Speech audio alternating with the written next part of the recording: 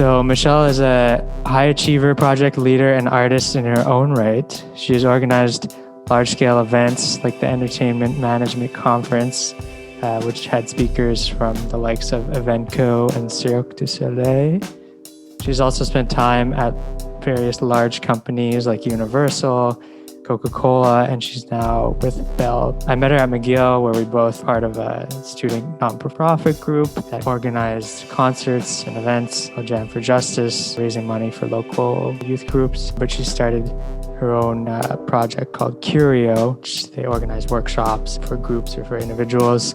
And I even was on one talking about this podcast. She's also very dedicated and entrepreneurial in spirit. So please welcome Michelle. Thanks, Toby. Okay, yeah. Well, maybe you could talk a bit more about your current work situation with Bell and how that came about, and how has your experience just been in the last year or so? Yeah, so I started at Bell right out of university, and I've been working there ever since. And it's been really good because, it's such a big company, but I do feel like, within my small team, I really have a great team that I work with, and we work on exciting projects. Right now, I lead an innovation program at Bell, which me and two of my colleagues at Bell, who are also my close friends now, we started it essentially from the ground up. It started as a hackathon. Back when I started at Bell, I also, outside of work, was organizing hackathons.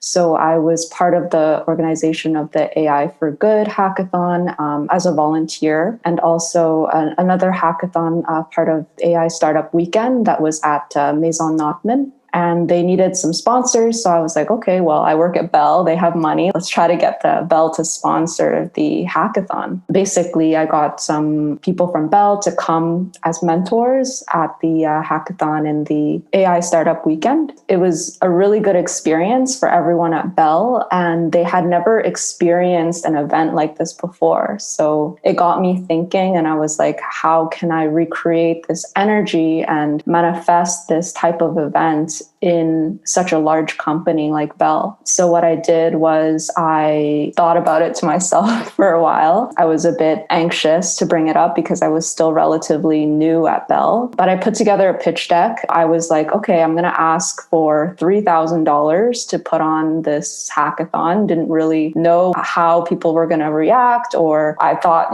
this was outside of my job description. Like, will they be mad that I'm working on something like this? But nonetheless, I put together the pitch, and I got feedback from people that I trust in the company, and it was really good feedback, actually. The first feedback that I received was, don't ask for $3,000, ask for way more money. So I did, and it was successful. Yeah, we put on the hackathon, and it was super fun, and now it's grown into a larger innovation program where we look at how do we empower employees to come up with ideas and turn those ideas into actionable projects that will be implemented within the company. So that's a big part of what I do at Bell. And I definitely think, to answer your question about working from home, naturally, a hackathon is an in-person event. So working from home does have a lot of challenges. And especially working at a big company from home, there's even more challenges because there's a lot of obstacles and roadblocks that come into place in anything that you do. But especially with the COVID situation, we were, looking at canceling basically everything that we were doing, everything that we put work and time into. But last minute, we decided to take everything virtually, and that was a big decision for us. We went with a vendor to help us with the event platform and things like that. But a lot of what we did was we had to reconstruct everything from the ground up and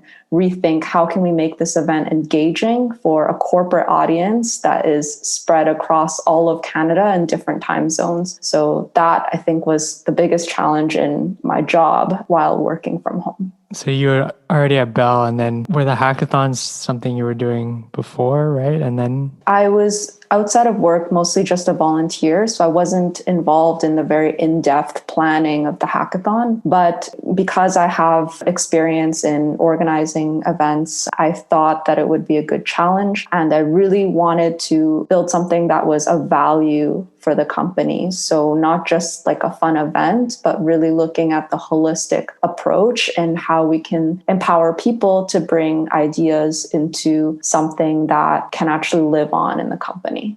I feel like I've seen that at a bunch of companies too, with trying to encourage more like what do they call it? Like intrapreneurial, like people at the company. Exactly. I think it's like a huge concept, but it's really, really hard to implement and execute well because there's a really fine line between what the business wants and what your senior executives want versus pure innovation and really creativity and thinking outside of the box. It's interesting, being at such a big company like Bell, because I find myself at the crossroads of those two ideals and just finding what is best for both worlds, essentially.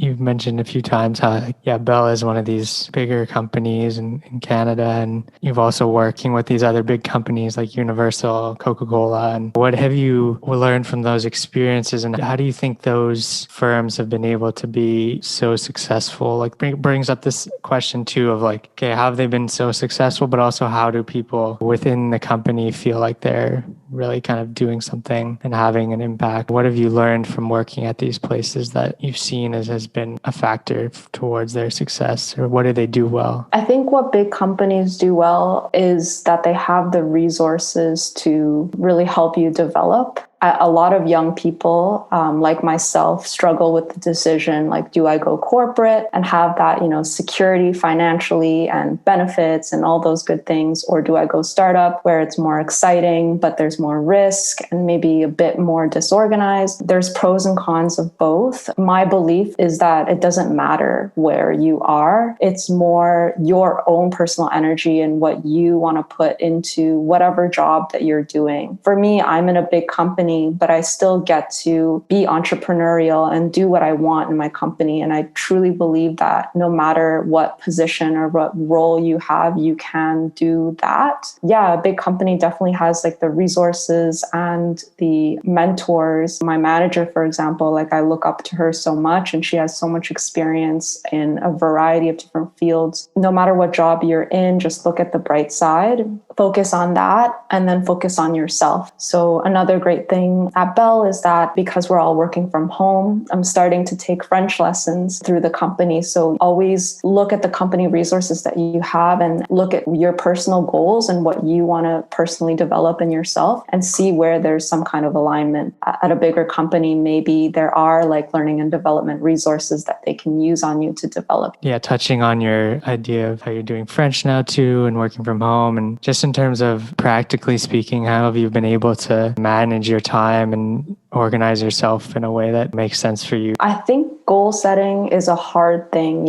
I actually was talking to my roommate about this, and she was telling me, sometimes it's hard. People always say, talk about your goals so that you're accountable for them or whatever. Like you put it out there in the world, people hear about it, so therefore you're going to pursue those goals. But I kind of think sometimes people fall on the opposite spectrum, where when you talk about your goals to a wide audience, it can also be very daunting. And that comes from the fear of failure. You put it out there and then you're like, oh no, like I actually have to do that. And then you procrastinate and you don't actually do or achieve those goals. I have my personal goals that I share to myself and I write them down in my journal, but I will share them with you because I have been kind of achieving them. But basically, while I'm working from home, I think it's given me a lot more time to work on personal things that maybe I didn't have time to before. And the other benefit of working from home is that there's way less FOMO in terms of social gatherings or social events. I think pre-COVID, you always were either going out or meeting friends or doing things. But now that we're not able to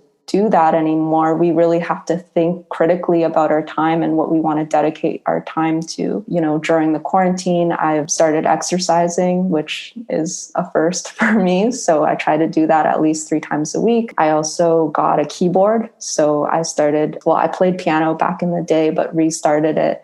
I think also I really just have been going back to things that I did in my childhood and re-bringing up those hobbies. So another thing that I started doing was longboarding. That was a summer thing, but it was really fun. And I got to meet a crew in Montreal that does longboarding and learned a bit about longboard dancing, which was really fun. And then artistically, I've started a art channel that just started recently, but I've been exploring with watercolor painting and oil pastel. Yeah, my Instagram is mish.etc. So it's mich.etc.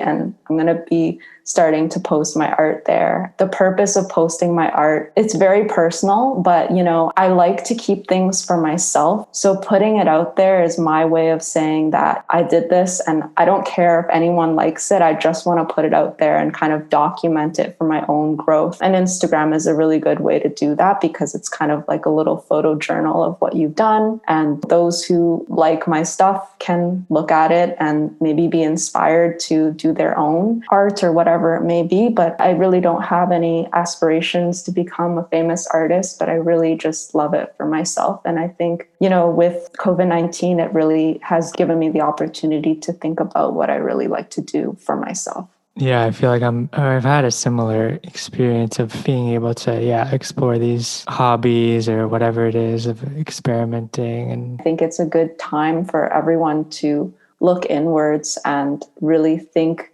critically about what makes you happy and do it for yourself and no one else. You don't need to be afraid. I think there's a lot of afraid of failure when you put something out there in the world, but when you make it truly for yourself, that's how you can have, I think, the confidence to share something, because no matter what, you're pleasing yourself and that's the only person that matters. I don't know when it actually started or how it came about, but another project, this thing called Curio, hosting workshops and stuff. Did that originate too from kind of like a personal project or something, like being curious? How did the whole project really come about? Years ago, I volunteered a lot at Centre Roulant, which is, they do like the Meals on Wheels in Montreal. And also they have a rooftop garden and they do a lot of really cool things. But one thing that they do is a lot of community-led workshops. So one of the workshops that I led was actually there. It was a sushi making workshop. And, I'm in no way like a sushi making expert. I'm not even Japanese, I'm Chinese. But anyways, my mom and I, we made sushi together when I was younger, and I had a good understanding of how to make a basic sushi roll, which I think a lot of people, they love sushi, but not that many people have tried to make it themselves. You just feel like you can't do it, if you have never tried. So I did lead that workshop and we had a lot of people come, and I had no idea what to expect because it was my first time leading a workshop. It was amazing. I think what was really great about it is the connections between me and all of the people at the event, but also between the people at the events. Different couples or friends met other couples and other friends, and everyone started talking about this kind of mutual subject that they were learning, and it was sushi. And specifically, I remember vegans came and they were like, wow, sushi is actually you make it vegan, but it's a great, nutritious meal for vegans to try out on their own. So after that, years later, I got to thinking, and this was also pre-COVID-19 as well, but I think that there's so much value that we gain from learning from each other. You don't need to be an expert to teach something. I find that I'm so blessed to have friends that I learn so much from. One of my best friends, she's really good at sewing, and she's been teaching me a bit about sewing, and we want to start making some clothes together. You really don't need to be an expert to teach and share something that you love. I was at a place where I wanted to do more meaningful things with my friends. I wanted to learn together instead of just go to a bar or go to a restaurant, although I love doing that too, but I wanted to do more meaningful things with my time. And I started, looking at workshops and things online, and I couldn't really find anything that met my needs, because a lot of what you find, if you want to learn something, it's okay, here's a 12-month course on XYZ, you have to sign up, you have to pay for the whole course. It's a big time commitment, right? And for me, what I wanted to do is micro learning experiences on different things, trying out new things, getting involved in the community, and being able to get involved in the community with my friends and people that I care about. I kind of talked about that to my friend Devona, and she agreed. So we decided to start Curio. We brought out our mutual friend Rob, and the three of us, we started Curio. And really the purpose is to create this community of curious people who want to learn from each other and dabble in a bunch of different things, try out new things. It's all about peer-to-peer learning and empowering entrepreneurs, local entrepreneurs, even people who have small businesses, to share what they love to do, and maybe they'll inspire someone. So it started at the beginning of 2020. So we actually had one in-person workshop, which was in February. And it was our first workshop where we had a Mediterranean cooking workshop. So it was at Barona Hummus Bar in the Mile End. We had a bunch of people come in and learn how to cook a 7-course Mediterranean feast. And then after, we all sat at a big long table and we ate everything that we made. It was a really, really fun experience. After that, we actually had other in-person workshops planned, but it obviously was canceled because of COVID. So we had to take some time to reassess and try to find workshops that were able to take on a virtual format. So throughout 2020, we've had other workshops that were virtual. We'll be continuing with the virtual format until we're able to be in person again. And I like what you said earlier about you're getting out of it, obviously the learning part and whatever, but also that interaction that you have not only with the instructor, whoever, and then with the other people in the workshop as well. So there's this whole social component to it too, which I find is interesting. For sure. The great thing about these workshops is that the different audiences that go to the different workshops,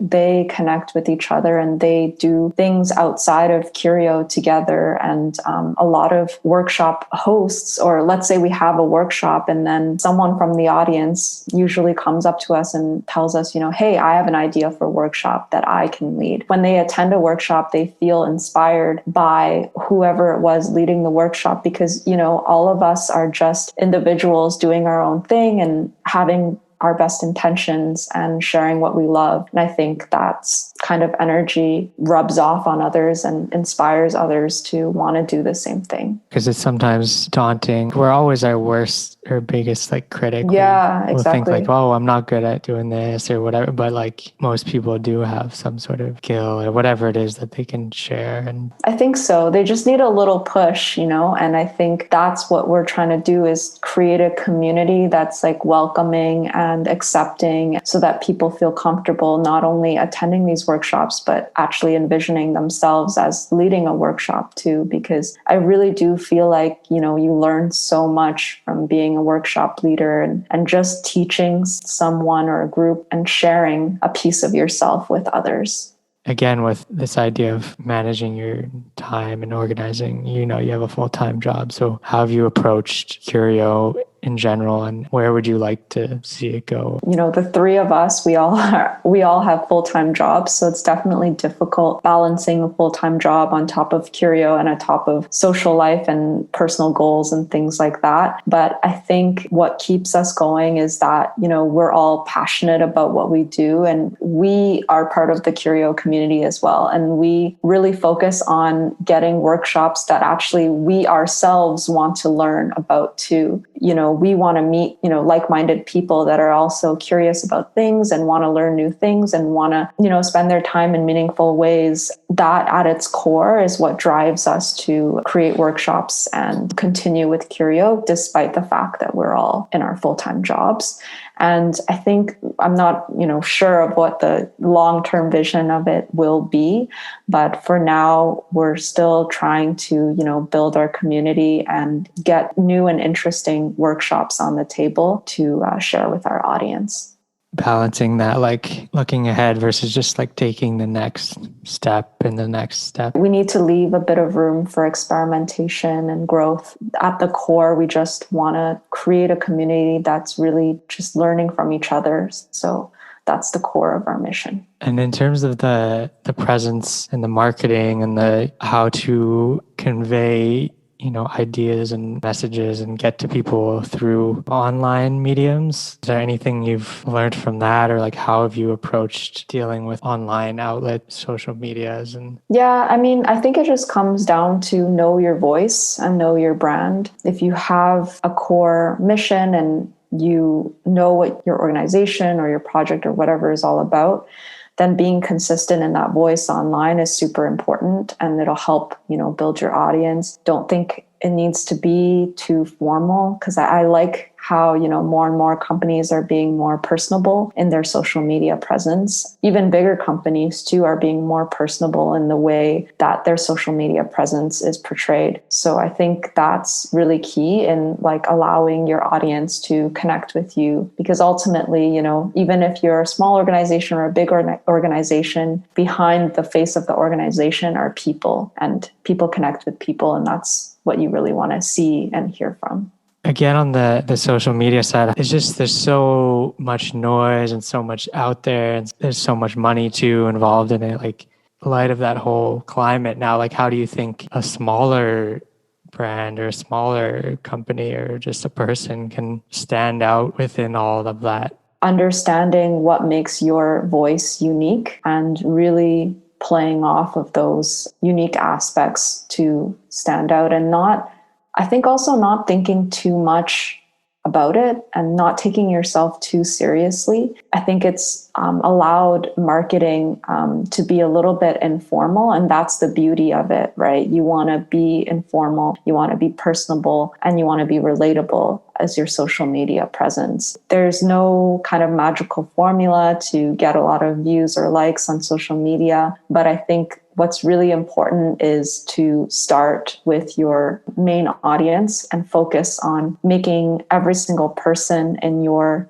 audience at the beginning happy. And then those people, I think word of mouth is super, super powerful. So those people will tell other people, and it'll grow naturally, instead of too soon trying to appeal to too many people at once. Really appeal to your initial audience, and then let your product or your project or whatever it is that you're making or doing creatively, let that speak for itself in its social media presence.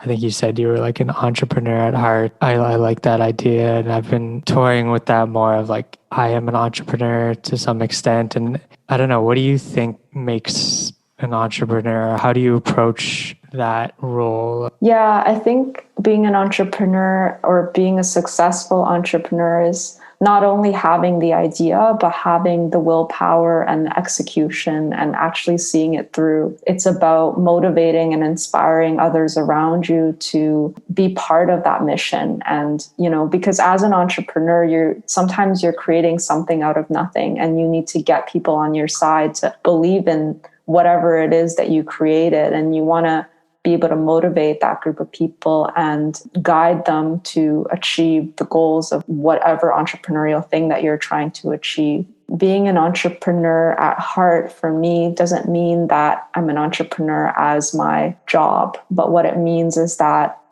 is how I feel inside in terms of how I want to carry myself in everything that I do. So no matter what job I take in the course of my life, I'll still have that entrepreneurial attitude, in the sense that I take pride and ownership in whatever it is that I do, and I will push it forward as if it were my own business. It took me a long time to get here into who I am today, because growing up, I've always been very shy, like very introverted, and also very not so much of a risk taker. And I think, throughout life, you learn how to take risks. And I think the greatest entrepreneurs are really good at taking positive risks throughout their life and not being afraid to put something out there. I talked about the fear of failure a lot. So I think that's something that's going to be a constraint for all of us in anything that we do. So being an entrepreneur at heart for me means that you're going to take ownership in what you do. You're going to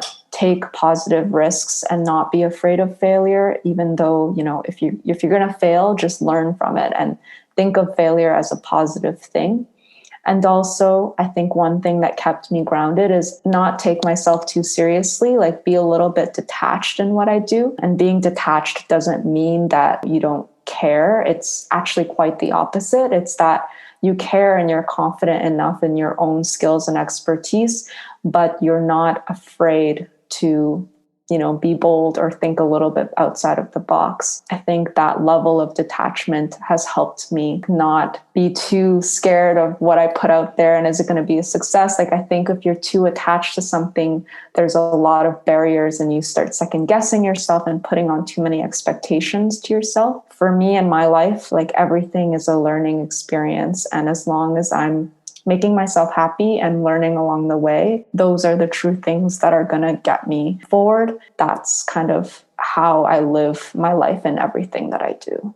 Yeah, this idea of not being too attached to something, and there's a lot of personal work that goes behind a lot of this stuff, right? Like, you have to, like you said, get to the place where you're able to go for this thing and take a risk or step out of what is comfortable for you. Because I would see myself, I was a shy kid too, and I've done a lot of that work of trying to get over some of these fears. Yeah, so actually it's funny that you say that, because the whole reason why I studied drama in high school is because as a kid, I was so incredibly shy. Like, I was a good student, like I got A's and stuff, but every time on your report card, when it's talking about, showing initiative or like participation in class, I would always get, rated really low on that. To counteract that, my parents sent me to like drama summer camp in like elementary school, because they were like, hey, like, you need to learn how to, speak for yourself. And I hated it. But, I did recognize at an early age that that's something that I needed to work on. And it's something that I wanted to develop in myself. And in no way did I want to be an actor or anything, but I think that was one of the biggest risks that I took in life, was that, I entered in the drama program in high school and I really just pushed myself to let go and try it out and see if I liked it. I really enjoyed it. Some of my best friends today I met through that program. And I think above all, what it really taught me is that I can do anything that I put my mind to, and I can, if I recognize something that I need improvement in my life, I can take the steps to further myself. What I keep in the back of my mind to help me like take risks in life is the concept that if you do something, what's the worst that can happen? And if the worst that can happen is kind of status quo, then you might as well go out and pursue it, because if you don't pursue it, you're still at status quo. If you do pursue it and you fail, you move back to status quo. If you look at that from a rational perspective, why not just do it? Because either way, the worst case scenario is status quo, which is equal to not doing anything. So might as well try. And I think that is a philosophy that I always think back to when I'm kind of afraid to do something or afraid to put myself out there. Because again, my natural tendency is not to do anything, because that's just how I was as a child. And I think how you are as a child is always with you, no matter how old you are. It's very commendable for doing like drama. And also drama teaches you a lot. I think now I'm an okay public speaker. Like, I've spoken at a few conferences and things like that. But I remember in drama class, improv was the scariest thing ever. Like, every time like my heart was thumping, I just wanted to go to the washroom or something. Like, I just never wanted to do improv in front of the big audience. And it's definitely scary, but what's scary can also be the most rewarding, because I think, improv, not only does it help you with your public speaking skills, but also even interview skills, like for jobs and things like that. And I think for introverts, it's sometimes really hard to, you might be super qualified and amazing at what you do, but if you can't properly present yourself and present those qualities to whoever's interviewing you, how are they ever supposed to know? Being an introvert myself has made me sensitive to other introverts and how they like to express themselves. And in anything that I do, I try to be aware of try to get to know the actual person for who they are and recognize that there might be so many other layers that's preventing me from really understanding who they are as a person. Well, this other thing I'm wondering too, how long ago this is, but the thing with Sanchopol, I don't know, what I understood was like you had an event where you basically touched on raising awareness or breaking stigma attached with like mental health. Yeah. You had someone who was, I think, schizophrenic who gave like a presentation and showed their work. And how did you get involved with that? Basically, as I mentioned before, I volunteered at Centre Paul Boulogne. Like my partner at the time and I, we would do like the Meals on Wheels deliveries in the NDG area. So we would just like drive from Centre Paul to NDG and deliver these meals to people who were not able to cook for themselves for whatever reason it might be. Sometimes they were just older. Sometimes they were living with different mental illnesses. And there's a bunch of different reasons, but a lot of them also were living in social isolation. So either by themselves or maybe with a roommate. I think it was a really good lesson. You know, you never know who a person is until you really get to know them. And we, you know, every week had the same route and we saw the same people and we had simple conversations with them, but never really went deep. And one day, one of our regular clients, Rick, he invited us in his house to, have a chat, and we accepted and we went in and we met Rick's roommates, David and George. They were actually three men, older men that were living with schizophrenia. You know, as someone who's never met anyone with schizophrenia before, you really, in your mind, all you know about them is what you've read and seen on TV and stories and things like that. So definitely not that positive of a view. But we really got the chance to know them as people and see that, that's not the case for people actually living with schizophrenia, and that it's a mental illness that is really badly portrayed by the media, and it really can manifest in different ways in different people. What really inspired us was that George, for him, schizophrenia manifests in he is really has really low energy, in the sense that, he really just spends a lot of time sleeping and to himself. But he used to be an architect, and after he was diagnosed, he couldn't really find that many jobs in architecture anymore. So he started doing his own stuff, and he would come up with these imaginary projects, as he likes to call them, where he would envision a place in Montreal, and he would envision a building, and he would just build it, not build it, but sketch it out, do an architectural sketch of it. He was like, I would love to share these people. He just had scrolls and scrolls of different art pieces that he created, all these imaginary projects. And so we were really touched by his story, and we just felt why don't we just give it to him? Why don't we put up an expo for him and allow him to share his stuff to the world? We have nothing to lose, and no matter how many people come, he's going to be happy, and it's going to be something that he'll remember. And so we really just wanted to create that for him. So we went back to Centre Paul and pitched the idea to them. They were really excited about it. So we got a team together to put it out. And I think it was not only an expo in terms of George had all of his art, like a vernissage for his stuff. We also had some people talk about their experience living with mental illness, and also some people on the other side of things, volunteers and people working in the space of mental health. And we had a panel of people speak on that subject. And it was really cool because it was actually one of the first events that I